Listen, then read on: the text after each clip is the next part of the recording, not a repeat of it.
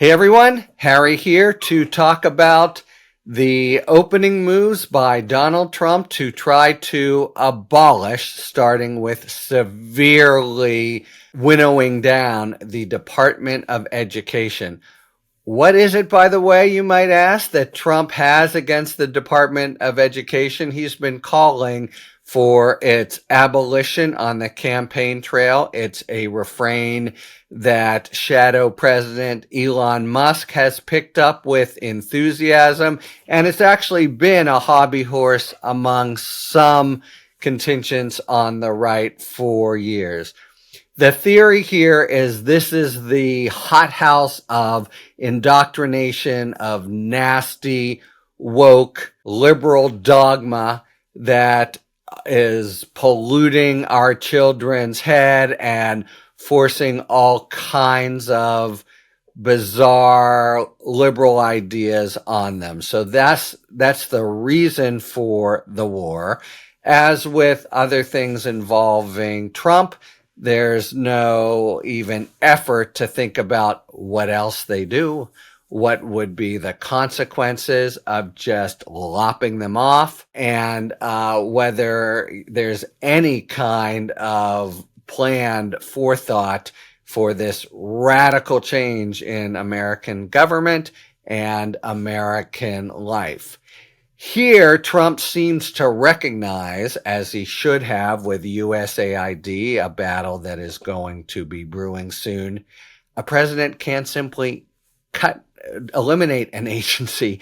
Agencies are created by congressional statute, and we're going to be fighting battle after battle on the principle of what can the president do to simply countermand or ignore congressional commands. So they purport they've already taken these very aggressive steps vis-a-vis individual employees. First, they've served up this pretty thin offer of 8 months or so of pay for kind of doing nothing, and then you go away and quit.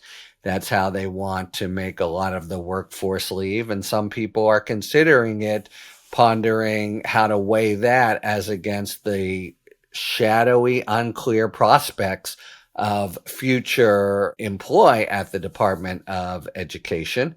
In addition, they, on Friday, a huge bloodletting day in the federal government, they placed dozens of education department officials, career officials, on administrative leave. What's that mean? Not much. It's just basically, I think in the employment area, we'd call it a constructive discharge. They're going to be potentially suing. In general, he's doing this all over the government, and we see with the FBI and DOJ the early efforts to push back. And I just want to note that so many of these will have to go through the District Court of the District of Columbia, the very court that spent its last 4 years dealing with all the 1,500 plus marauders and explaining why they were no patriots and exhorting Trump not to make any kind of wholesale pardons, which he proceeded to do. So I don't think he comes in with a great measure of credibility. But anyway, what they want to do first, in recognition that maybe they just can't, lop it off, take his Sharpie and just cross it out of the federal government, is hugely starve it financially, just essentially really have way less appropriations. There's a problem here. It's, again, Article 1 and Congress.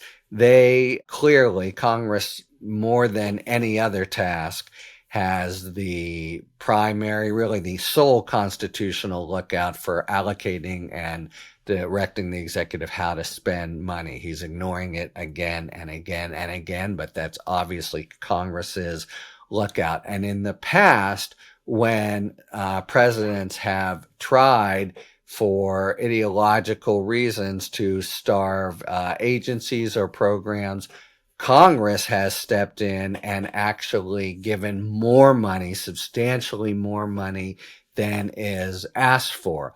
So there's so much he's doing that now proceeds to the courts.